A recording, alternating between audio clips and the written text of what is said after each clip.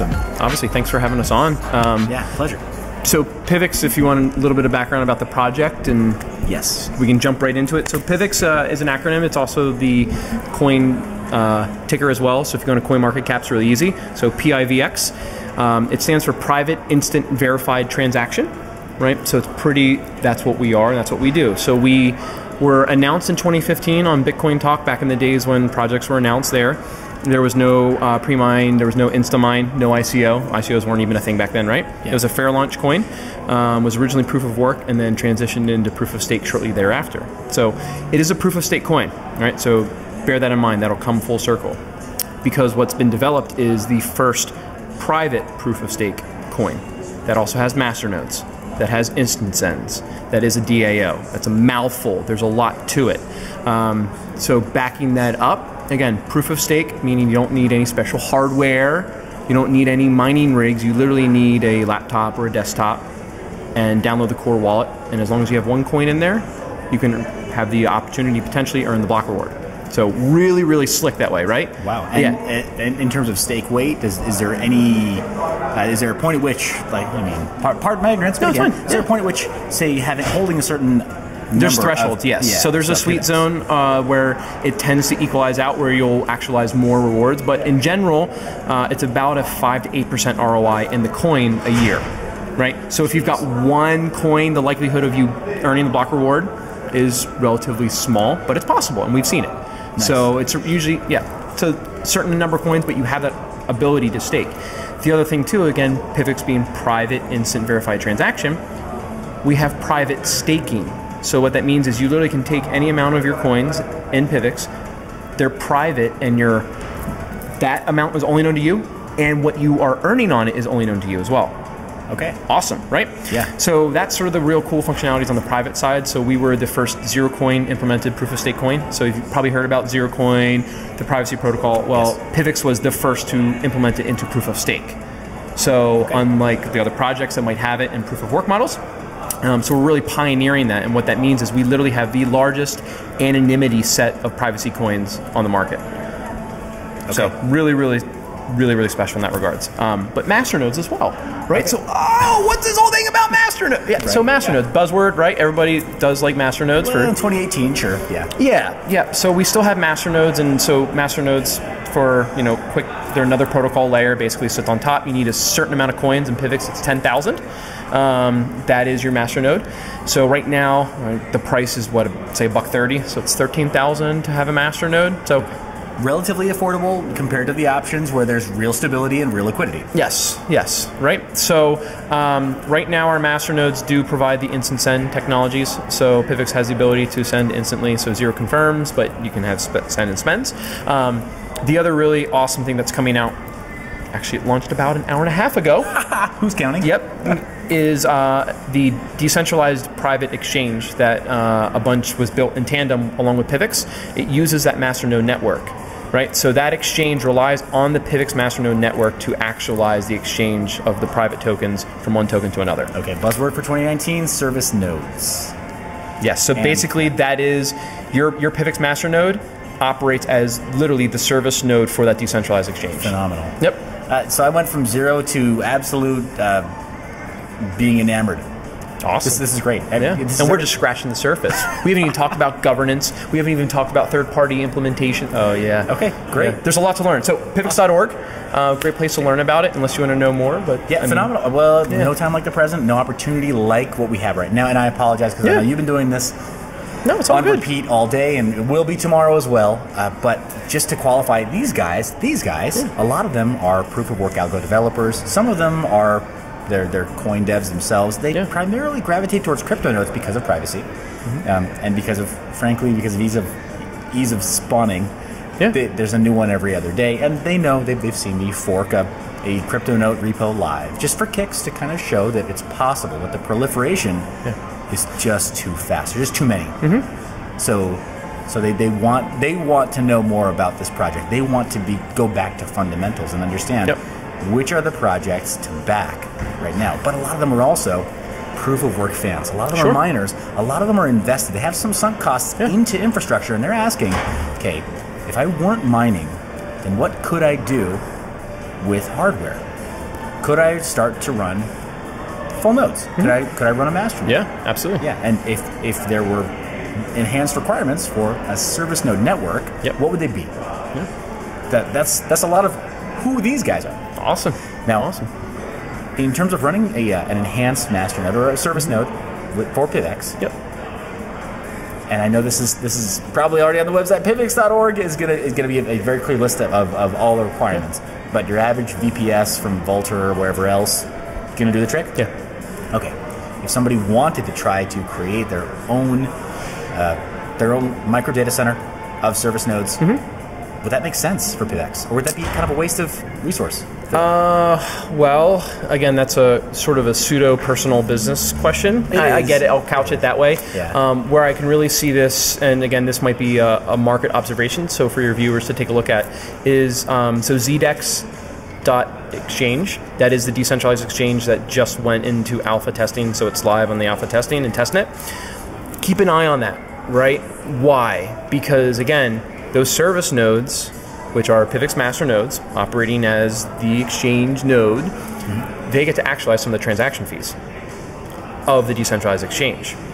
So there may behoove service node holders to actually have Pivx master nodes, not only because you're earning potential block rewards, but you're also then getting transaction fees from the decentralized exchange itself. So in that case, maybe it might make sense to hold some nodes, right? Because if there's any type of liquidity that we see in the markets on other exchanges and that's being run through Pivx master nodes, I'll leave you to your extrapolation of what you might be earning on that. Okay, fair enough. Yeah. So with this exchange today, having just launched, what's the number of coins that are being listed today?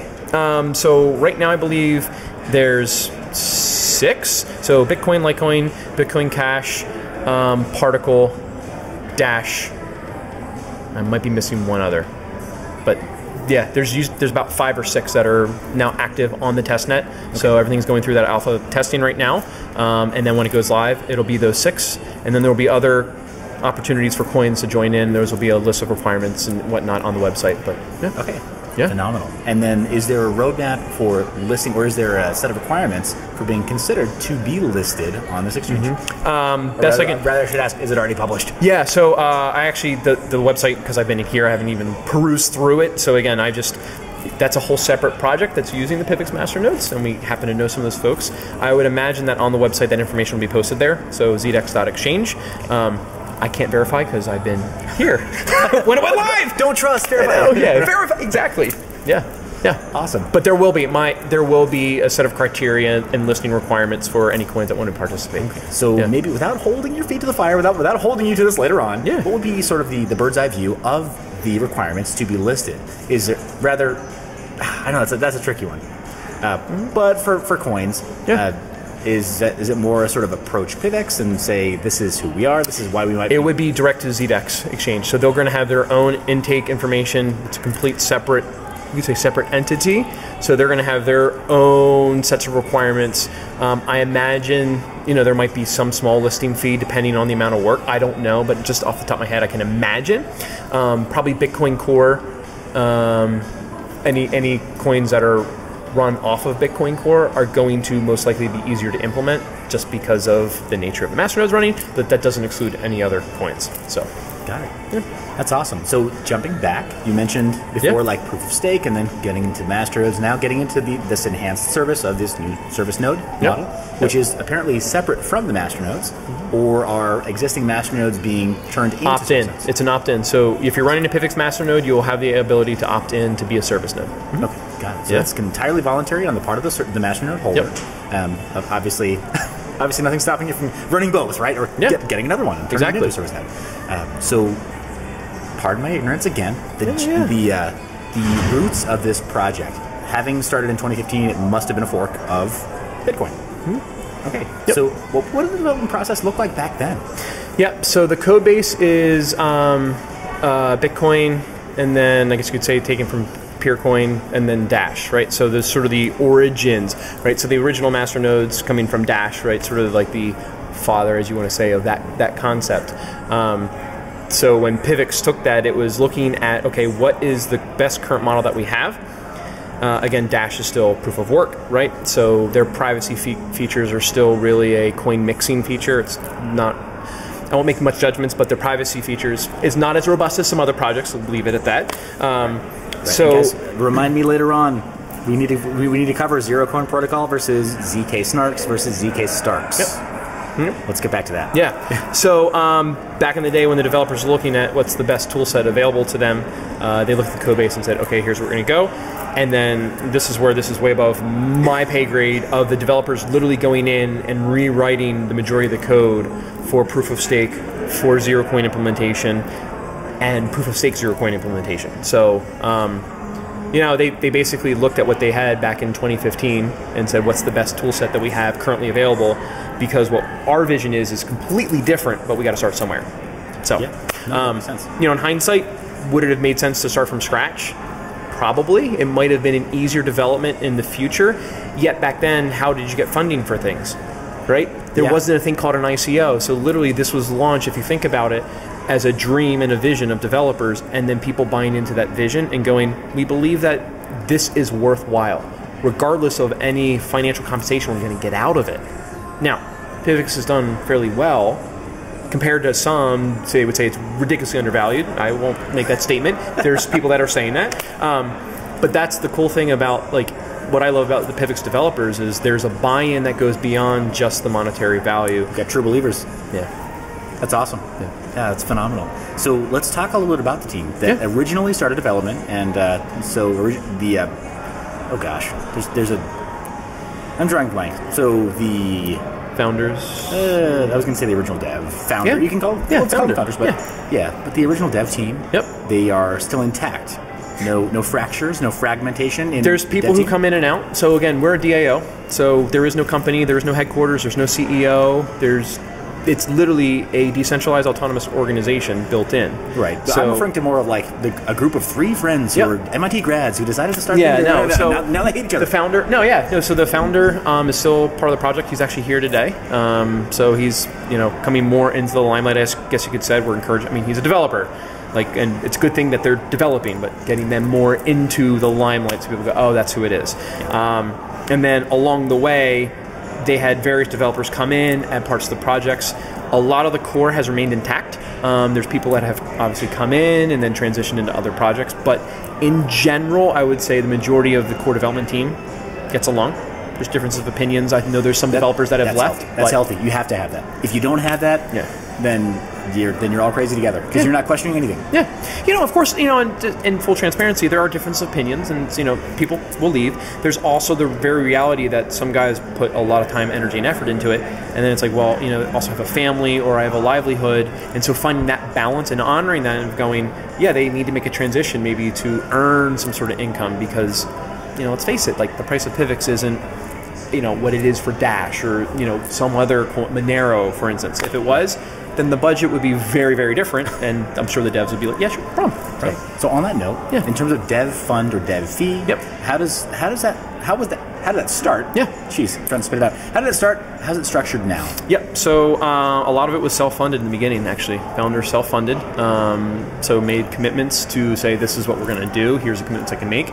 And then when the budget kicked in for Pivx, because again, moving to proof of stake, they had to fix a lot of the budget issues that were inherited from Dash into a proof of stake model. So when that got fixed, then there was the ability for people to put a proposal into the network to say, hey, we want X amount of Pivx from the treasury every month to go to developers. But again, back then, I mean, it was, 1/10 of a cent, 2/10 of a cent, a cent. So even if they were getting, 200 Piv a month, it's, in fiat, it's nothing. Right. But again, they were willing to say, yes, okay, we will do this because of the future belief in the project. So that's how it's continued paid for, is there's a proposal that gets submitted to the ecosystem. The masternodes vote on it, yes, no. Of course, if we said no to funding the devs, there might be some issues, right? Because then it's like, okay, guys, you kind of shoot yourself in the foot. But depending on the snapshot of the latest governance model, you may be throwing fees into funds into a dev fund. That is just sitting there stagnant. So, but that's currently the development of the project. That's awesome. So you mentioned governance before, and again, pardon my ignorance. Explain like I'm 5. That's good. Hopefully there's.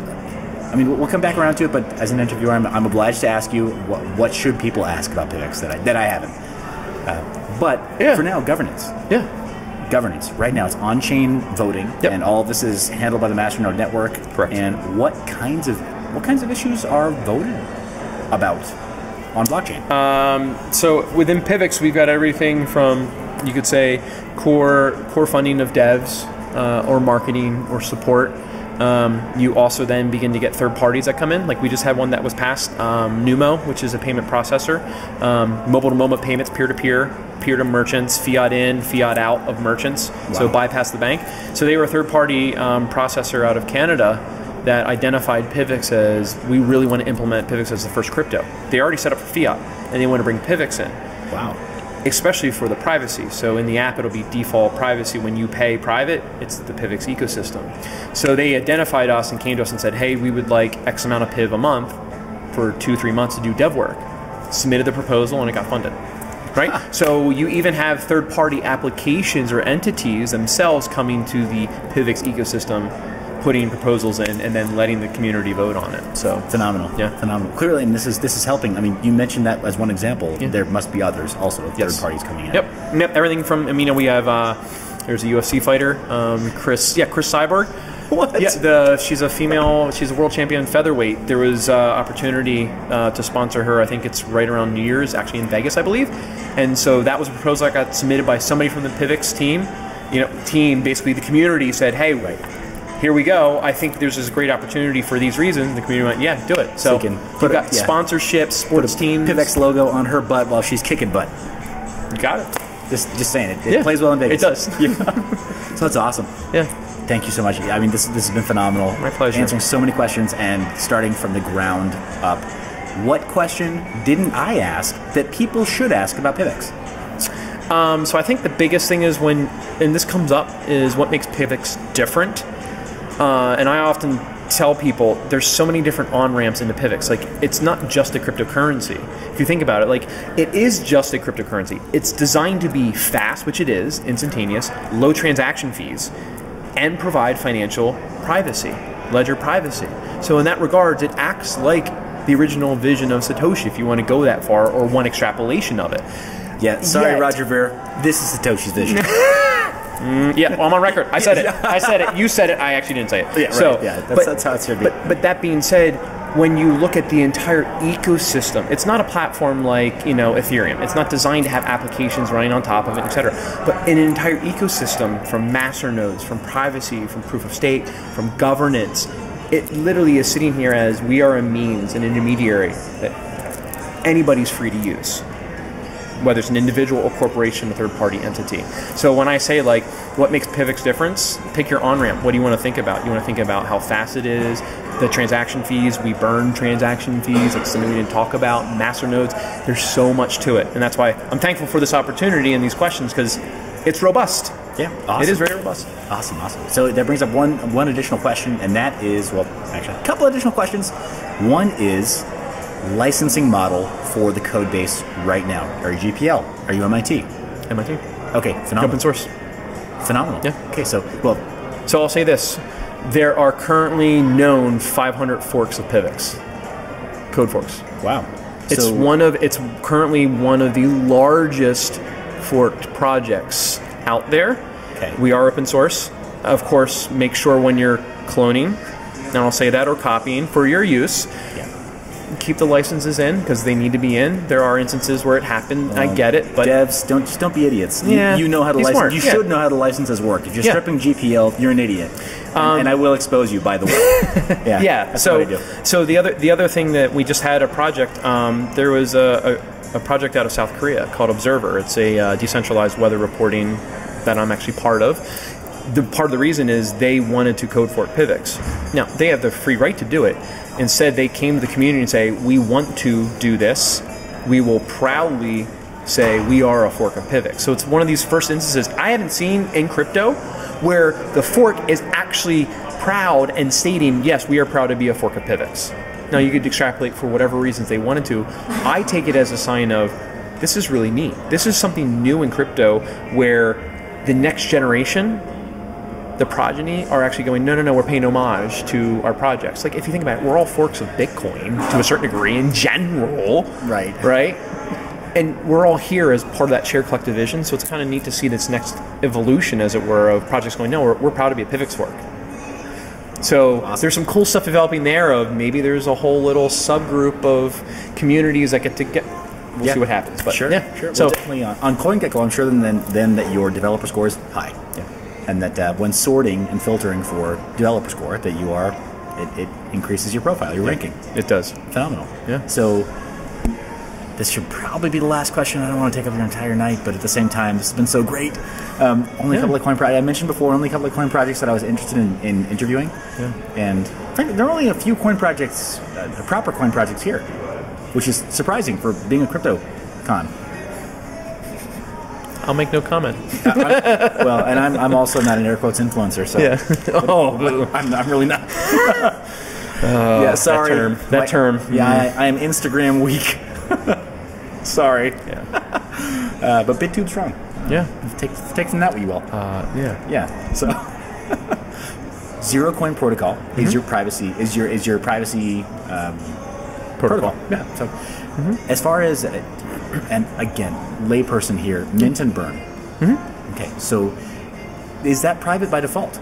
And what is the likelihood of being able to map the Pivx network by interested parties, nation states, the characters that go and do this sort of thing? Sure. So frame the answer as best as I can. So minting, burning, big differences. Say, like, I can use Monero for example. Like, differences between Pivx and Monero. Monero. So this comes up a lot of, like, well, what happens if something gets hacked? If the algorithm gets hacked? I would kind of argue it's when it's going to get hacked and when it's going to get broken, right? Quantum computers, et cetera, et cetera. So Thank you, by the way. Nobody is quantum resistant. If you think that, get wrecked. Yeah. So in this scenario, you've got, let's just use Monero and Pivx, for example. And there's no bashing. It's just the privacy protocols that are currently in place. With Monero, potentially, when it gets hacked and when it gets broken, all the transactions become perfectly known because of how the privacy is implemented in their ecosystem. In Pivx, when it gets broken, we'll say that, not a matter of if, when it gets broken, quantum, whatever, there still is no way to identify any of the transactions from spend to send, from the sender to the receiver. What the worst that can happen is that somebody can begin to game the system and spend more zero coins into the ecosystem.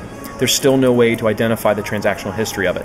So from a privacy protocol, you now have this sort of another assurance of, when it gets broken, when all of your transactions and financial history is still private to you, right? So in the ecosystem, typically what you think of is you've got PIV, so privacy by default. There is a 10% auto convert of a balance into ZPIV. You can turn that off. But basically it's an opt-in, if you want to say that way. Sure. So PIV is what you see in the exchange, right? That's what you'll see in your wallet, and that's what you'll send back and forth. That is a public coin, as it were. Okay. Now, if you want to send something anonymously and use ZPIV in your core wallet, you then mint into ZPIV. Okay? It takes your coin, basically burns it, and you get, if you think about, hey, we're in a casino, you get your chip, right? That's yours, only you know that you have it, and only you can spend it. So when it comes time to spend it, you then go to spend it. What happens is a brand new PIV, in essence, gets minted and sent with no transactional history. So that's how the privacy anonymity aspect happens, because when it shows up in your wallet, no transactional history. Okay, phenomenal. So very few attack vectors or very few observation vectors. Okay. Exactly. So on the blockchain, and you can actually spend. There's a record of it. You can spend 0 coin to 0 coin. So you can send a 0 coin and have it receive as a 0 coin as well. We don't have that turned on yet. They're still working through some cool stuff. Like, won't divulge. But in general, it'll show up as a PIV in your wallet, but it's brand new, no transactional history. So yeah, the ability to sit there, all they'll see is, hey, that address received a PIV, but they have no idea from where. Okay. So, the other thing too is you talk about attack vectors. Yes. The beautiful thing again, I should be more clear in terms of attack vectors. In today's world, I also mean observation. Yeah. Being able to observe, track, and sift Identify. through data. Yep. Identify, yeah. So yes. whether it's through traffic or So if you're using the transaction history's maybe no longer attached to a coin, fine. But if it can be identified via traffic, that's a concern. So if you're using if you're just sending PIV, like normal PIV is just like 99.9% of all cryptocurrencies out there, which is a public ledger. So you can then basically look and see balances from where the receiving address is into, just like that. But if you convert into ZPIV and use the private send, erased. Okay. Right. So that's just a disclosure for people. That's the other thing too, is you have that option, if so need be, to have the public side as well as maintain your own private balances. Okay. And speed and computation. Is it expensive to be running ZPIV?